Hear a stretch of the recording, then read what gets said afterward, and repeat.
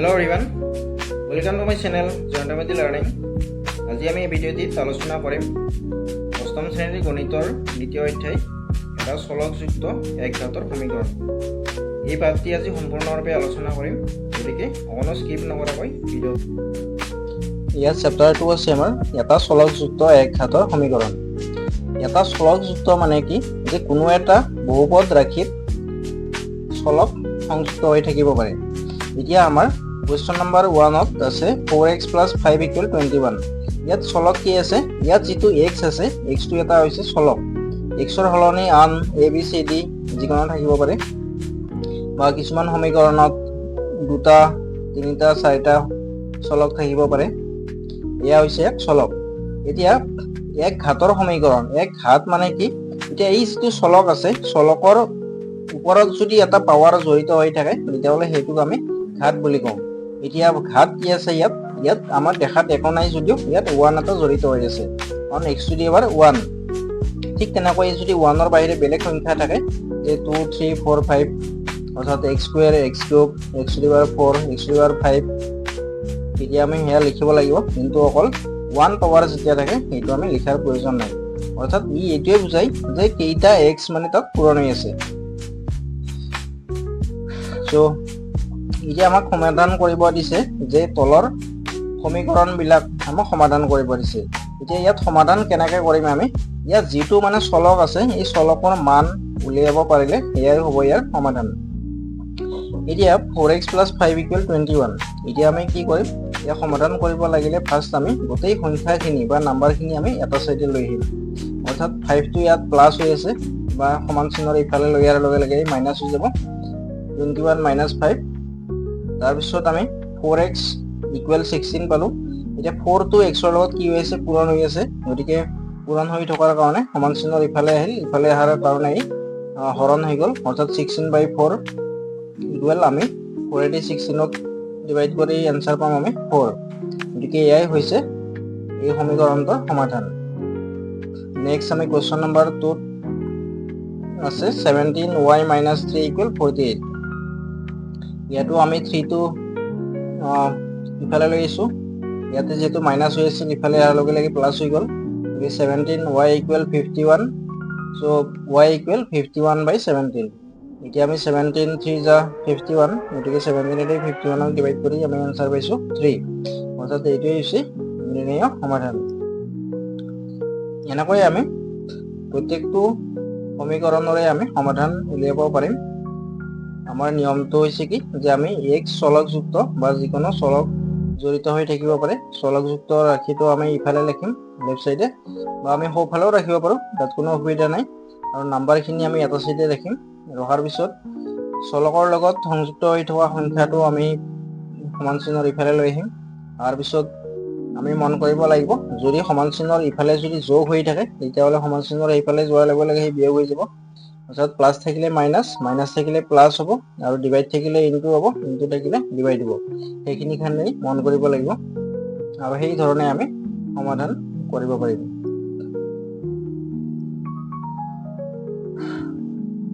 Question number 5ত ইয়াতে চোৱা, ইয়াতে মানে দুইফালে মানে ফ্ৰেকশ্যন আছে, ভগ্নাংশ আছে। এতিয়া আমি কি কৰিম, ইয়াক সমাধান কৰিব লাগিলে ইয়াক আমি বজ্ৰ গুণন পদ্ধতিৰে সমাধান কৰিব লাগিব, বা ক্ৰছ মাল্টিপ্লিকেশ্যন পদ্ধতিৰে সমাধান কৰিব লাগিব। অৰ্থাৎ ইয়াৰ যিটো লব আছে, লবৰ লগত প্ৰথম ভগ্নাংশটোৰ লবৰ লগত দ্বিতীয় ভগ্নাংশটোৰ হৰটো পূৰণ কৰিব লাগিব, আৰু প্ৰথম ভগ্নাংশটোৰ হৰটোৰ লগত দ্বিতীয় ভগ্নাংশটোৰ লবটো পূৰণ কৰিব লাগিব। পূৰণ কৰি আমি সমান চিহ্নৰ দুইফালে আমি এনেকৈ লিখিব লাগিব। গতিকে আগতে আমি কোনটো কৰিম, ইয়াৰ কোনো নিৰ্দিষ্ট নিয়ম নাই, আমি যিকোনো এটা ৰাশি আমি আগতে পূৰণ কৰিব পাৰোঁ। অৰ্থাৎ ইয়াৰে লবটোৰে ইয়াৰ হৰটো কৰিব পাৰোঁ, নাইবা আমি ইয়াৰে হৰটোৰ লগত ইয়াৰ লবটো কৰিব পাৰোঁ। অৰ্থাৎ ইয়াৰ যিকোনো এটা ৰাশি মানে আগতে লিখিব পাৰোঁ বা পিছত লিখিব পাৰোঁ, তাৰ কোনো অসুবিধা নাই। লিখাৰ পিছত আমি এটা সাধাৰণ মানে সমীকৰণ পালোঁ, আৰু সাধাৰণ সমীকৰণটো পোৱাৰ পিছত আমি একেইদৰে আগৰ দৰে সমান চিহ্নৰ এইফালে আমি গোটেই সংখ্যাখিনি লিখিম। ইয়াত 99টো যিহেতু ইনটু হৈ আছে, ইফালে অহাৰ লগে লগে ডিভাইড হৈ যাব। নেক্সট আমি 6টো ইফালে লৈ আহিলোঁ, এয়াও ডিভাইড হৈ যাব। 6/6 হ'ল, 6/6 মানে ইয়াৰ এনসাৰ হ'ব 1।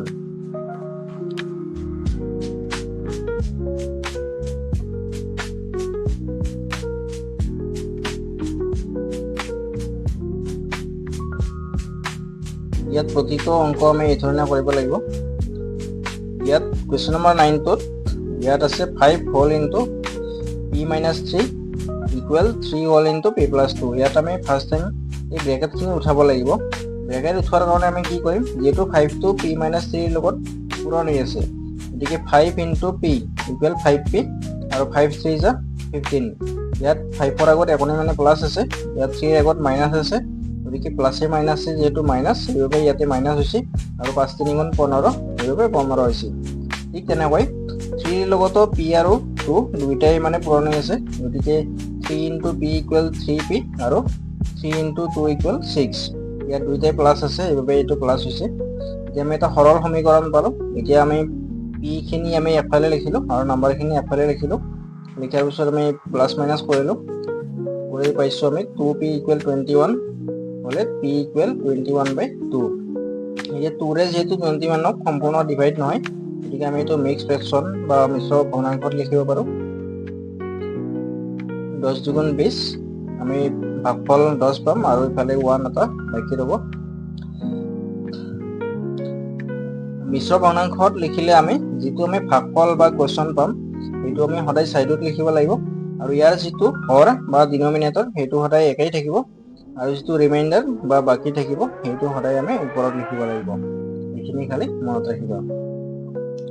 নেক্সট এইটোতো আমি ক্ৰছ মাল্টিপ্লিকেশ্যন কৰিছোঁ, কিন্তু ইয়াত যিহেতু এফালে মানে অকল এটাই ৰাখি আছে বা সংখ্যা আছে, ইয়াত কোনো হৰ 1 আছে বাৰু, গতিকে 3 1 যা 3 হৈছে আৰু এইটো 9 4 যা 36, গতিকে এইটো -36y ইকুৱেল 3।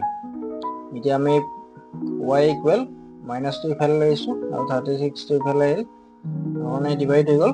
এতিয়া আমি ইয়াৰ এনসাৰটো পাইছোঁ 1/12 -1/12। এইটো এনেকৈ থাকিব। নেক্সট ইয়াত আমি কি কৰিব লাগিব, ইয়াত মানে প্লাছ আছে আৰু লগতে ভগ্নাংশ আছে। কুৱেশ্যন নম্বৰ 11 আৰু 12 এই দুইটাতে আমি কি কৰিব লাগিব, এই তলৰ সংখ্যা দুটাৰ আমি লসাগু উলিয়াব লাগিব। লসাগু উলিয়াই আমি ইয়াক সমাধান কৰিব লাগিব। ফাৰ্ষ্ট আমি কুৱেশ্যন নম্বৰ 9টো উঠাইছোঁ। ইয়াত লসাগু হ'ব 5, কাৰণ কিয় ইয়াত যেহেতু 1ৰ তলত একোনে মানে 1 এটা আছে, গতিকে 1 আৰু 5ৰ লসাগু 5 হ'ব, আৰু 1 থকাৰ বাবে ইয়াতে 5 এটা পূৰণ কৰা হৈছে, গতিকে 1 5 গুণ 5, সেইবাবে ওপৰত থকা যিটো লব 1 আছে ইয়াৰ লগতো 5 পূৰণ হ'ব, সেইবাবে ইয়াৰ 1ৰ ঠাইত মানে 5 হৈছে। আমি ডাইৰেক্টলি আমি 1ৰ লগত যিটো আমি হৰ বা লসাগু পাম, সেই লসাগুৰ লগত যিটো একক ৰাশি এটা থাকিব, একক সংখ্যা বা ৰাশিৰ লগত ডাইৰেক্ট পূৰণ কৰি দিলেও হ'ব। 5 × 5, গতিকে ডাইৰেক্ট 1ৰ সলনি 5 লিখিব লাগিব। ইয়াত 4x টো 4x হৈ আছে, কাৰণ যিটো আমি লসাগু পাইছোঁ 5, ইয়াৰ হৰটো লসাগুৰ সমান হৈ আছে, গতিকে এইটো কোনো পৰিৱৰ্তন নহয়। এইখিনি আমি লিখিলোঁ। এতিয়া আমি এইটো ক্ৰছ মাল্টিপ্লাই কৰিব লাগিব। ইয়াত কুৱেশ্যন নম্বৰ 12 9 আৰু 3 আছে, গতিকে 9 আৰু 3, গতিকে 3 3 যা 9, যেহেতু 3ৰে 9ক ডিভাইড কৰিব পাৰি, গতিকে ইয়াৰ লসাগু 9 হ'ব। গতিকে ইয়াত হৰ যিহেতু 3 আছে, গতিকে 3 3 যা 9, সেইকাৰণে আমি 3 এটা ইয়াতে মাল্টিপ্লাই কৰিছোঁ। তলত কৰাৰ বাবে আমি ওপৰতো কৰিব লাগিব, যিহেতু আমি ভগ্নাংশটো সমতুল্য কৰি ৰাখিব লাগিব। আৰু ইয়াত কোনো সংখ্যা পূৰণ কৰা নাই, কাৰণ ইয়াত যিহেতু হৰ 9 আছে বা আমাৰ লসাগুৰ সমান হৈ আছে, এতিয়া আমি এইখিনি পূৰণ কৰি দুইটা যেহেতু একে হৰ বিশিষ্ট হ'ল, গতিকে ইয়াৰ লসাগু 9 হ'ব আৰু ওপৰৰখিনি খালি বিয়োগ কৰা হ'ব, যিহেতু ইয়াত মাইনাছ হৈ আছে। এতিয়া xৰ লগত যিহেতু সংখ্যা বিয়োগ কৰিব নোৱাৰি, গতিকে এইটো এনেকৈ থাকিব, আৰু 9টো 2ৰ লগত পূৰণ হৈ গৈছে। এতিয়া আমি x ইকুৱেল 34/51, ইয়াক আমি 17ৰে ডিভাইড কৰিছোঁ। 17 2 যা 34 আৰু 17 3 যা 51, আনসাৰ পাইছোঁ 2/3। নেক্সট কুৱেশ্যন নম্বৰ 2, ইয়াত আছে তলৰ প্ৰত্যেকটো সমীকৰণৰ লগত কিছুমান মান দিয়া হৈছে। এই মানবোৰৰ ভিতৰত কোনটো মান সমীকৰণটোৰ সমাধান হ'ব নিৰ্ণয় কৰা। ইয়াত চোৱা, ইয়াত কুৱেশ্যন নম্বৰ 1 দিয়া আছে 2x - 4 = 0। আকৌ দিয়া আছে x = 1, 2 or -2।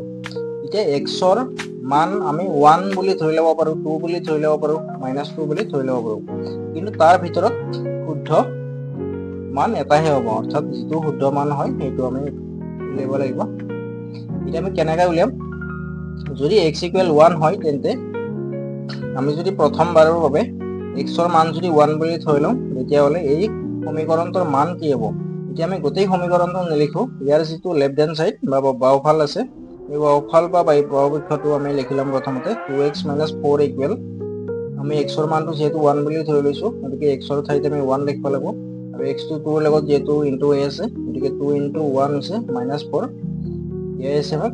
নেক্সট আমি এইখিনি সমাধান কৰিছোঁ -2, অৰ্থাৎ আমাক এই ৰাশিটোৰ মান দিয়া আছিল 0, কিন্তু আমি এনচাৰ 0 পোৱা নাই, গতিকে নোপোৱাৰ কাৰণে এই যিটো আমি x ৰ মান 1 বুলি ধৰি লৈছোঁ এইটো শুদ্ধ নহয়। নেক্সট আমি আৰু 2 এটা দিয়া আছে আমাক নেক্সট মানটো, গতিকে আমি এইবাৰ 2 ধৰি পেলাই সমাধান কৰিম। 2 ধৰাৰ পিছত আমি দেখিছোঁ যে ইয়াৰ এনচাৰ 0 হৈছে, যিটো আমাক ইয়াতে দিয়া আছিল 0 বুলি, গতিকে লেফ্ট হেণ্ড চাইড আৰু ৰাইট হেণ্ড চাইড সমান হৈ গৈছে, গতিকে এইটোৱে হ'ব ইয়াৰ শুদ্ধ মান। ইয়াৰ পিছৰ কেইটাও একেই ধৰণৰ, গতিকে মই এইখিনি এক্সপ্লেইন নকৰোঁ, আপোনালোকে বুজি পাব নিশ্চয়।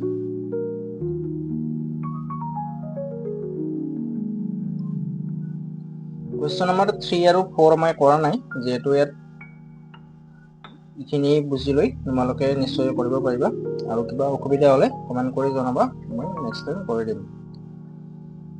ইয়াত কুৱেশ্যন নম্বৰ 5টো কৰা হৈছে। ইয়াত মানে ভগ্নাংশ দিয়া আছে মানবিলাক, আৰু আমি সেই ধৰণে ইয়াত সমাধান কৰিব লাগিব। ইয়াত x ৰ সলনি আমি 1/-2 দিয়া আছে, 1/-2 লিখিছোঁ। এতিয়া এইটো এই 2টো যিহেতু 1 ৰ লগত পূৰণ হৈ আছে, 2 × 2, আৰু তলত কোনো অকল 2 আছে, গতিকে -2/2। মাইনাছটো আমি ওপৰতো লিখিব পাৰোঁ, তলতো লিখিব পাৰোঁ, বা চাইডতো লিখিব পাৰোঁ, তাত কোনো অসুবিধা নাই। ইয়াৰ আনচাৰ হ'ব -1। আমাক দিয়া আছিল 1 দিয়া আছিল, গতিকে এইটো শুদ্ধ নহয়। নেক্সট আমি 1/2ৰে আমি চাব লাগিব। এইবাৰ আমি 1/2 ধৰি লৈছোঁ x ৰ মান। লেফ্ট হেণ্ড চাইড দিয়া আছে 2x + 1/3, x ৰ মানটো আমি 1/2 ধৰিছোঁ। এতিয়া এইখিনি পূৰণ কৰি আমি 2/2 পাইছোঁ। 2/2 মানে হৈছে 1, গতিকে ডাইৰেক্টলি আমি 1 লিখিছোঁ, অৰ্থাৎ 2 × 2, 2টো কাটাকাটি কৰি ল'ব পাৰোঁ, গতিকে 1 + 1/3, এইটো আমি ডাইৰেক্টলি আমি এনেকৈ মিশ্ৰ ভগ্নাংশটো লিখিব পাৰোঁ। ইয়াৰ এনচাৰটো যিহেতু এইটোৱে হ'ব। নেক্সট আমি এইটো শুদ্ধ নহয়, গতিকে আমি নেক্সট আৰু 1/3 ধৰি পেলাই কৰিছোঁ। এইবাৰ আমি শুদ্ধ এনচাৰ পাইছোঁ 1, আমাৰ যিটো দিয়া আছিলে। গতিকে এই সমীকৰণটোৰ সমাধান বা x ৰ মান হ'ব 1/3। নেক্সট কুৱেশ্যন নম্বৰ 6টো এইটো দিয়া আছে। ইয়াত 3টা মান দিয়া আছে b, এইটো মই সমাধান কৰা নাই, তোমালোকে চেষ্টা কৰিবা। নেক্সট কুৱেশ্যন নম্বৰ 3 দিয়া আছে সমীকৰণবোৰ সমাধান কৰা আৰু ফলাফলৰ শুদ্ধতা পৰীক্ষা কৰা। এতিয়া এই যিটো ৰাশি আছে, এই ৰাশিটো আমি সমাধান কৰিম। কেনেকৈ সমাধান কৰিম? যে আমি প্ৰথমতে x ৰ মানটো ওলাব লাগিব। এতিয়া x ৰ মান যিহেতু ইয়াত দিয়া নাই, আমাৰ কুৱেশ্যন নম্বৰ 2 যেনেকৈ x ৰ মান এটা দিয়া আছিল 1/3, 1/2 এনেকৈ, কিন্তু ইয়াত কোনো মান দিয়া নাই, গতিকে আমি প্ৰথমতে x ৰ মানটো ওলাব লাগিব। x ৰ মানটো কেনেকৈ উলিয়াম? x ৰ মানটো ওলাওঁতে আমি কমপ্লিট সমীকৰণটো ইয়াতে লিখিব লাগিব, আৰু তাৰ পৰাই আমি সমাধান কৰিব পাৰিম। এইটো আমি যিহেতু ভগ্নাংশত আছে আৰু মাজত প্লাছ মাইনাছ আছে, গতিকে এইটো আমি লসাগু উলিয়াব লাগিব। 3 আৰু 2 লসাগু কি হ'ব? 3 × 2 = 6, গতিকে এইটো পূৰণফলটো ইয়াৰ লসাগু হ'ব। গতিকে ইয়াত 2 মাল্টিপ্লাই কৰা হৈছে, ওপৰতো কৰা হৈছে। ইয়াতে যিহেতু 2 আছিল, ইয়াত 3 মাল্টিপ্লাই কৰা হৈছে, ওপৰতো কৰা হৈছে। ইয়াত x - 1 দুটা বেলেগ বেলেগ ৰাখি যদি ইয়াত মানে এতিয়া এটাই হৈ আছে, গতিকে আমি এইটো ব্ৰেকেট দিব লাগিব। এতিয়া এইখিনি আমি ইনটু কৰিলোঁ, 3 × x = 3x, আৰু 3 × 1 = 3। ব্ৰেকেটটো আছে যেহেতু ইয়াত আগত এটা মাইনাছ আছে এই মাইনাছটো এইটো ইয়াৰ লগত ইনটু হৈ আছে এইবাৰ ইয়াত ব্ৰেকেট দিয়া হৈছে নেক্সট টাইম আমি ব্ৰেকেটটো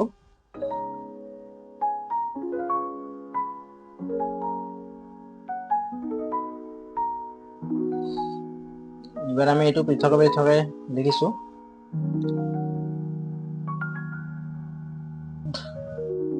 এতিয়া বজ্ৰ গুণন পদ্ধতিৰে আমি ইয়াত xৰ মান পাইছো -3 এতিয়া আমি চাও ইটো লেফট হ্যান্ড সাইড বা বপক্ষ দিয়া আছে আমাক এইটো ইটো xৰ মান -3 পাইছো xৰ মান -3 টো আমি ইয়াতে বহাম xৰ হলনি বহাই আমি যেটো পাম মানে 1 পাইছো আমি গতিকে সমান সপক্ষ অৰ্থাৎ আমাৰ সপক্ষত ৰাইট হ্যান্ড সাইডত যেটো 1 আছিল গতিকে আমি সেই সমাধানটো পাই গৈছো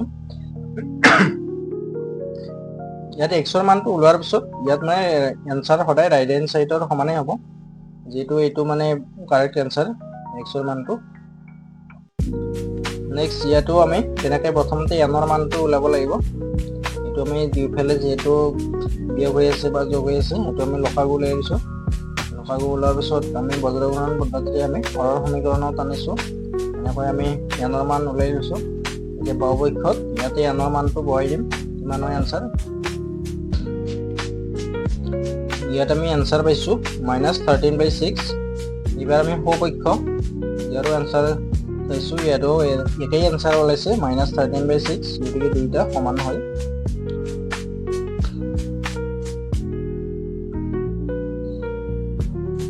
ইয়াত আমি বাওপক্ষ সপক্ষৰ পৃথকে পৃথকে সমাধান কৰিব লগা হৈছে যেটো আগৰটোত মানে সপক্ষত অকল 1 আছিল গতিকে তাত সমাধান কৰিব লগা নাই আমি 1 আনসাৰ পাইছো বাওপক্ষৰ ইয়াতে দুইফালে যেহেতু n যুক্ত ৰাখি আছে বা সমাধান কৰিব লগা আছে সেইবাবে আমি পৃথকে পৃথকে সমাধান কৰিছো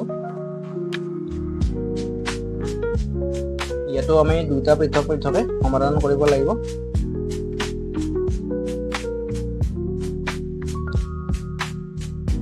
ইয়াত আমি গোটেইবিলাক সমাধান কৰা নাই যেটো গোটেইখিনি একে ধৰণৰে হয় ইয়াত আমি অলপ টান চাই পেলাই কৰিছো নেক্সট কোৱেশ্চন নম্বৰ 6 টো কৰিছো সমাধান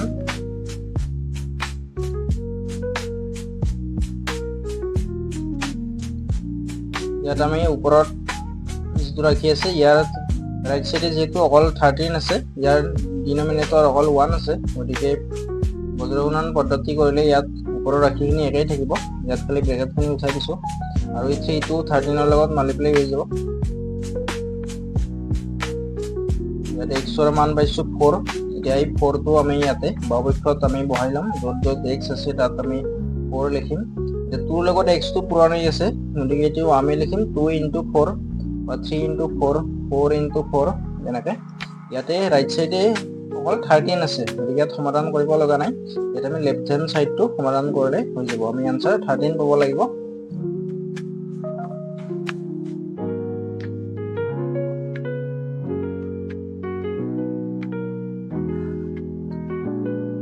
এটা আমি ইয়াৰ আনসাৰ পাইছো 13 অৰ্থাৎ সপক্ষৰ সমান হৈ আছে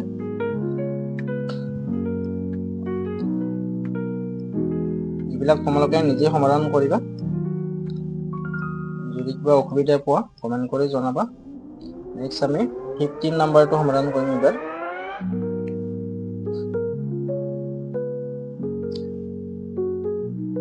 এটো আমি xৰ মানটো ওলাই লৈছো প্ৰথম তাৰপিছত আমি লেফট হ্যান্ড সাইড লিখিছো লেফট হ্যান্ড সাইডত আমি xৰ মানটো লিখি লৈছো এই সমাধান কৰিছো ইয়াত এইটো প্লাস হৈ আছে এইটো আমি প্লাস কৰিব লাগিব এলসিএম ওলাই লসাগুলে ইয়াতে আমি কি কৰিম ডাইৰেক্টলি 5 * 10 10 6 16 আমি ডাইৰেক্ট আমি 16/5 লিখিব পাৰিম এইটো ইয়াতে পুৰণি আছে গতিকে এইটো 2 টো এই 6 ৰ লগত পুৰণি আছে যেটো 2 ৰ তলত এটা 1 আছে এইটো লব হিচাপে আছে নিউমাৰেটৰ হিচাপে গতিকে 6 * 2 = 12 ইয়াতে 12 আছে নেক্সট আমি এই 3 ৰ লগত এবাৰ 16 টো পূৰণ কৰিম এবাৰ ইয়াতে 16 3 * 48 গতিকে 48 হৈছে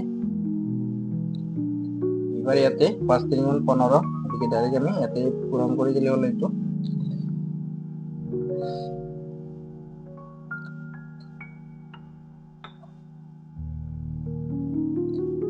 এবাৰ আমি এইখিনি একেই আছে এবাৰ আমি এইটো 12 minus 15 অৰ্থাৎ -3 হ'ব। -3 by 5 পাইছোঁ।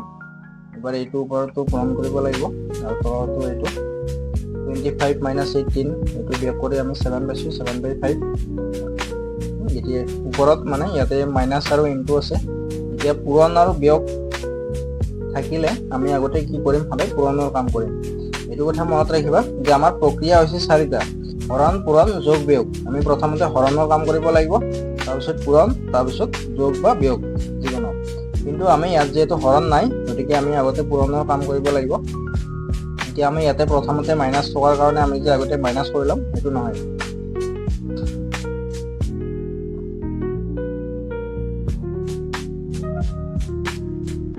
এইখিনি আমি সমাধান কৰি পাইছোঁ 9, য'ত মানে সপক্ষৰ সমান হৈ আছে।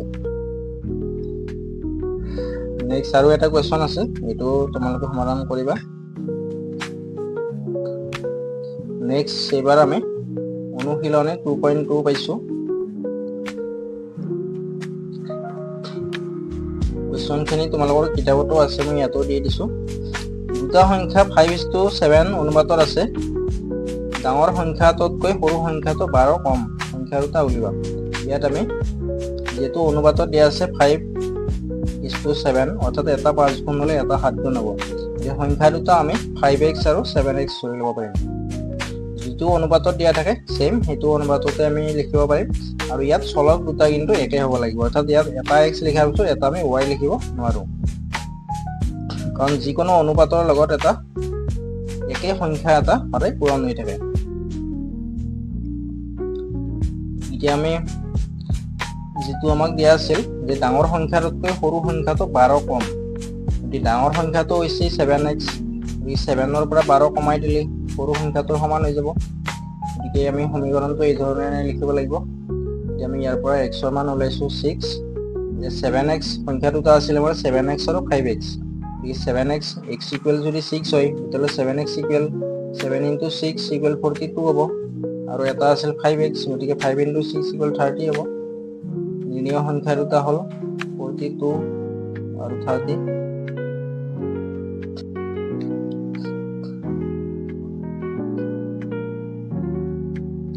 ইয়াতে তিনিটা ক্ৰমিক যুগ্ম সংখ্যা দিয়া আছে। এই যুগ্ম সংখ্যা, এতিয়া ক্ৰমিক সংখ্যা মানে কি? আমি জানো যে ক্ৰমিক সংখ্যা মানে হৈছে ক্ৰম অনুসৰি থকা সংখ্যা, অৰ্থাৎ যেনেকৈ 1ৰ পিছত 2, 2ৰ পিছত 3, 3ৰ পিছত 4, এনেকৈ যদি সংখ্যা আমাক দিয়া থাকে তেতিয়া আমি ক'ম যে এইটো ক্ৰম অনুসৰি আছে বা ক্ৰমিক সংখ্যা হৈ আছে। যদি ক্ৰমিক যুগ্ম সংখ্যা হয়, এতিয়া আমি জানো যে আমাৰ সংখ্যাবিলাকত সদায় এটা অযুগ্ম, এটা যুগ্ম, এটা অযুগ্ম, এটা যুগ্ম এনেকৈ থাকে। এতিয়া ক্ৰমিক যুগ্ম হ'লে তাত গোটেইকেইটা যুগ্মই হ'ব লাগিব, অৰ্থাৎ মানে এটা এৰি এটা আমি সংখ্যা লিখিব লাগিব। যুগ্ম সংখ্যা হৈছে আমাৰ 2, 4, 6, 8, 10, 12, 14, 16 এনেকৈ। আৰু অযুগ্মবিলাক হৈছে 1, 3, 5, 7, 9, 11। গতিকে আমি প্ৰত্যেকটো অযুগ্ম সংখ্যা বা প্ৰত্যেকটো ক্ৰমিক যুগ্ম সংখ্যাৰ লগত সদায় 2 এটা যোগ হৈ থাকে। গতিকে এটা যদি x হয়, এটা x+2 হ'ব, আৰু নেক্সটটো আৰু 2 বেছি হ'ব, অৰ্থাৎ x+4 হ'ব।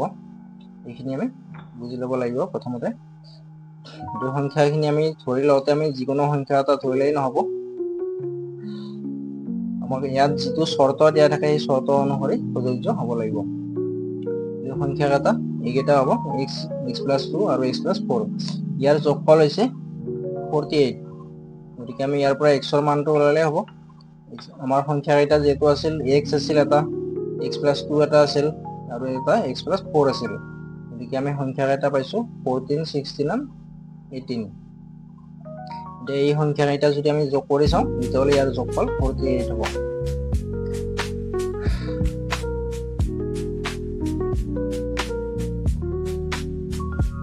কুৱেশ্যন নম্বৰ 3, 17,500 টকাক মানে 3জন মানুহৰ মাজত ভগাই দিয়া হৈছে। এতিয়া সিহঁতৰ অনুপাত হৈছে 1:2:4, অৰ্থাৎ মানে এটাই 1 গুণ পাইছে, এটাই 2 গুণ পাইছে, এটাই 4 গুণ পাইছে। গতিকে আমি ইয়াতো আমি যিকেইটা পৰিমাণ আমি ধৰি ল'ম, ইয়াতে আমি এটা 1 মানে অকল 1x বা x, এটা 2x হ'ব আৰু এটা 4x হ'ব। আৰু গোটেইকেইটা মিলি পেলাই 17,500 টকা। ইয়াৰ পৰা আমি x ৰ মানটো সহজতে উলিয়াব পাৰিছোঁ। এতিয়া আমি x, 2x আৰু এটা 4x আছিল, গতিকে ইয়াৰ পৰা আমি ঋণীয় মানকেইটা আমি সহজতে উলিয়াব পাৰিছোঁ।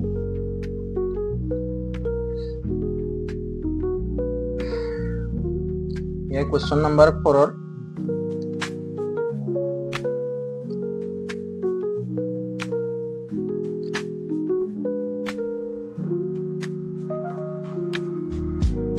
কুৱেশ্যন নম্বৰ 5 একদম সহজ প্ৰক্ৰিয়াত মই কৰি দিছোঁ সমাধান। তোমালোকৰ বুজাত কোনো অসুবিধা নহয়। তোমালোকে পৰীক্ষাটো এই ধৰণে লিখিবা, কোনো অসুবিধা নহয়। কুৱেশ্যন নম্বৰ 6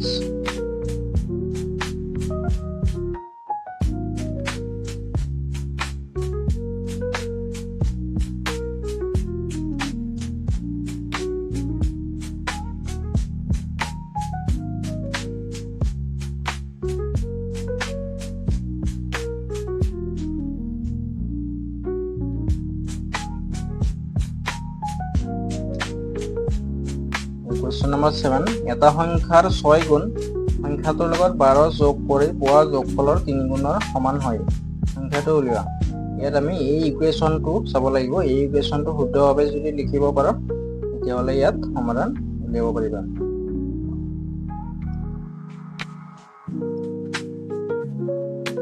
তিনিটা ক্ৰমিক স্বাভাৱিক সংখ্যাৰ যোগফল 45। সংখ্যাকেইটা উলিওৱা। এতিয়া ক্ৰমিক স্বাভাৱিক সংখ্যা হ'লে ইয়াত যুগ্ম অযুগ্ম বুলি কথা নাই। ইয়াত আমি ডাইৰেক্ট x লিখাৰ পিছত x+1 লিখিছোঁ আৰু এটা x+2 লিখিছোঁ। x ৰ মান ওলাইছোঁ। x ৰ মানটো পোৱাৰ পিছত আমি বাকীখিনি x+1 আৰু x+2 ৰ মান সহজতে ওলাব পাৰিম।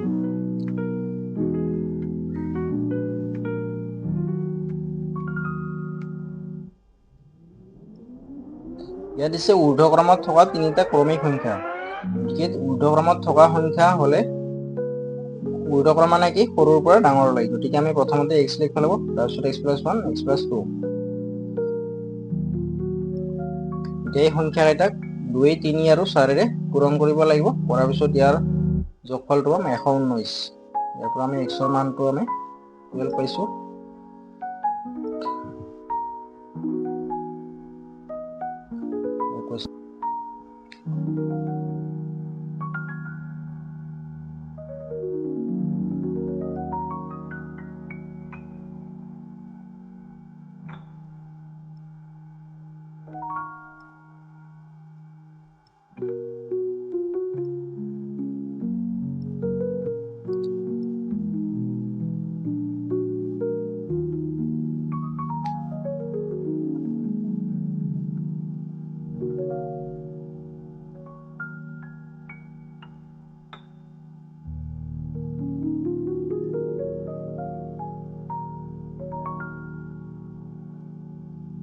Question number 13.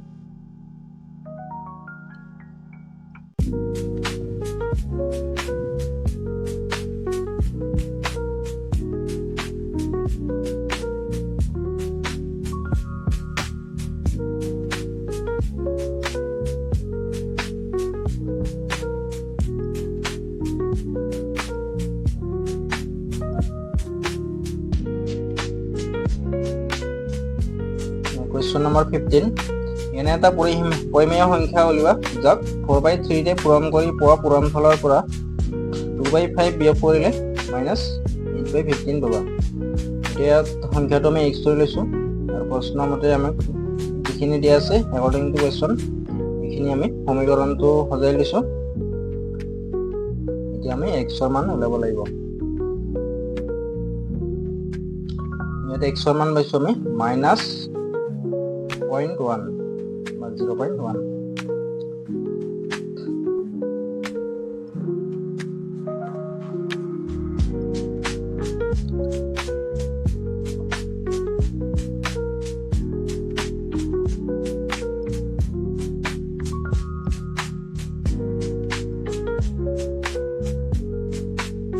Question number 17.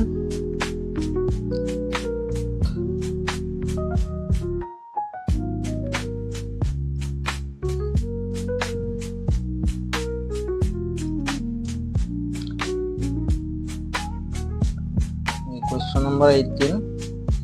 এইখিনি এক্সপ্লেইন কৰি দিয়া নাই যেহেতু একেই ধৰণৰে হয় এইখিনি।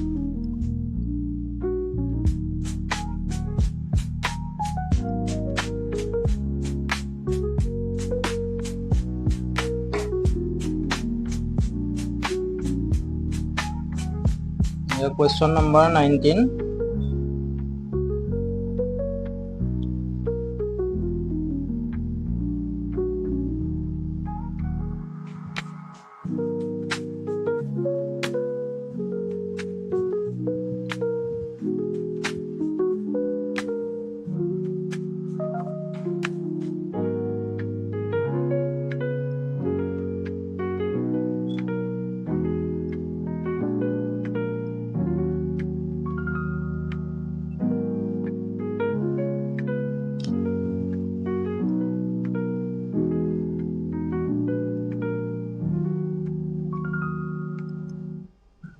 এইটোত চাবা মনদ্বীপে এখন গাড়ী 8% লাভত ৰক্তিমৰ তাত বিক্ৰী কৰিলে। ৰক্তিমে 5,400 টকা দি মেৰামতি কৰিলে গাড়ীখন। তাৰপিছত তেওঁ নৃপেনক ইমান টকাত একো লাভ লোকচান নোহোৱাকৈ বিক্ৰী কৰিলে। এতিয়া মনদ্বীপে গাড়ীখন কিমান দামত বিক্ৰী কৰিছিল কিনিছিল। এতিয়া মনদ্বীপে ধৰা হ'ল মনদ্বীপে কিনিছিল X টকাত। মনদ্বীপে ৰক্তিমৰ তাতে বিক্ৰী কৰিছিল কিমানত, তেওঁ X টকাত কিনিছিল। কিনা দামৰ ওপৰত তেওঁ আৰু 8% লাভ লৈছে। গতিকে X প্লাছ X ইনটু 8%। ইয়াত দুটা X লিখা হৈছে, কাৰণ দুটা X কিয় লিখা হৈছে, তেওঁৰ কিনা দামটো ইয়াতে আছে আৰু কিনা দামৰ ওপৰত 8%। গতিকে ইয়াত Xৰ ওপৰত যেহেতু Xটো বা কিনা দামটো যেহেতু দিয়া নাই আমাক, গতিকে কিনা দামটো পোৱা নাই আৰু সেইবাবে আমি লাভটো মানে শতাংশ হিচাপতে দিয়া আছে, কিমান লাভ হৈছে সেইটো আমি জানা নাই। সেইবাবে ইয়াতে আমি দুটা X লিখিব লগা হৈছে, অৰ্থাৎ কিনা দাম প্লাছ কিনা দামৰ ওপৰত 8%। ৰক্তিমে মেৰামতি কৰোঁতে খৰচ হ'ল 5,400 টকা আৰু নৃপেনৰ তাতে বিক্ৰী কৰিছে 1,13,400 টকাত। এতিয়া গোটেইখিনি মিলি মানে ইমান টকা হৈছে, কাৰণ এইটো লাভ বা লোকচান নোহোৱাকৈ মানে বিক্ৰী কৰিছে শেষত। X টকা এইটো হ'ল মনদ্বীপে কিনা দাম, তাৰপিছত তেওঁৰ 8% লাভত বিক্ৰী কৰিছে। ৰক্তিমে ইমান দামত কিনিলে, তেওঁ কিনাৰ পিছত আকৌ 5,400 টকা দি মেৰামতি কৰিলে, ভাল কৰিলে। গতিকে যিখিনি খৰচ হ'ল সেইখিনি খৰচ হৈছে এই 1,13,400 টকাৰ সমান। গতিকে ইয়াৰ পৰা আমি Xৰ মান সহজতে ওলাব পাৰিম। এতিয়া আমি এইখিনি সমাধান কৰি লৈছোঁ। সমাধান কৰি Xৰ মান পাইছোঁ আমি 1,00,000 টকা। 1,00,000 নে 1,00,000 টকা কিনা দাম আছিলে।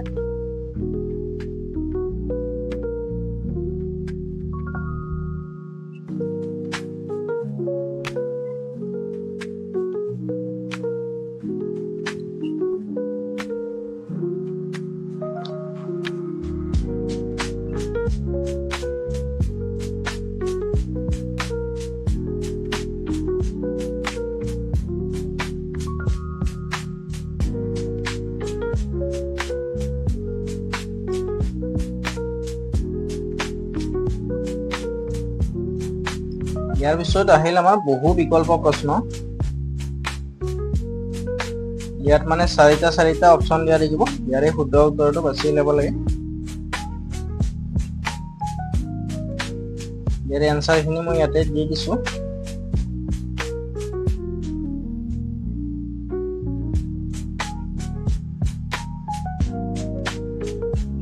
দুইটোৰ এনচাৰ চি হ'ব, চি অপশ্যনটো। 3টোৰ এনচাৰ হ'ব ডি।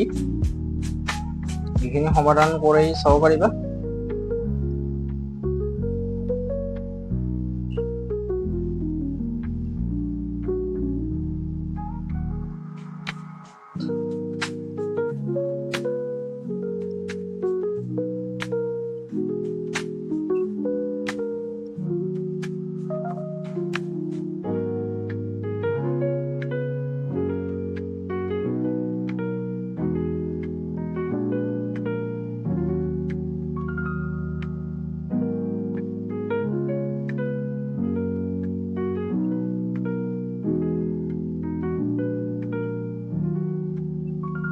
ইয়াত দুই এটা প্ৰশ্ন মানে সমাধান কৰি ল'ব লাগিব।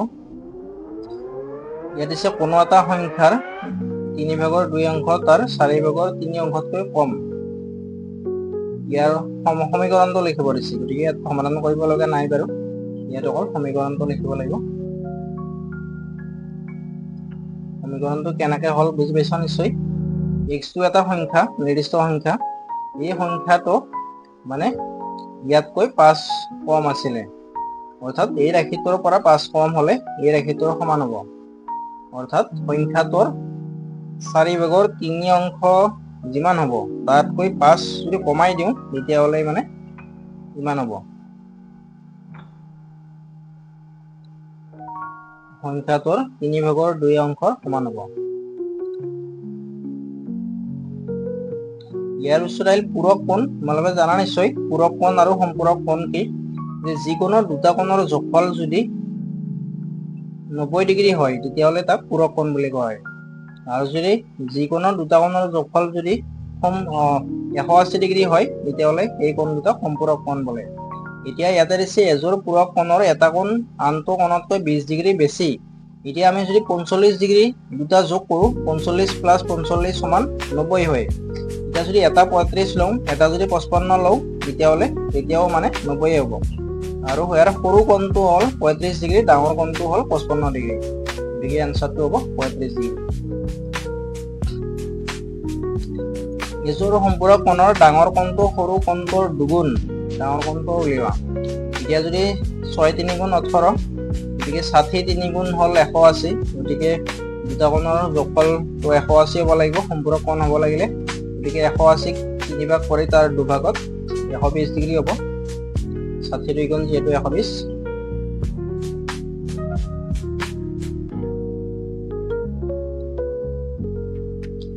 সো এয়া হ'ল আমাৰ লাষ্ট কুৱেশ্যন এই চেপ্টাৰৰ। ইয়াৰ পিছত বাকী চেপ্টাৰবিলাকৰ কুৱেশ্যন আনচাৰ তোমালোকে কণ্টিনিউ পাই থাকিবা। তাৰ বাবে তোমালোকে মোৰ চেনেলটো ছাবস্ক্ৰাইব কৰি ল'বা। So thank U.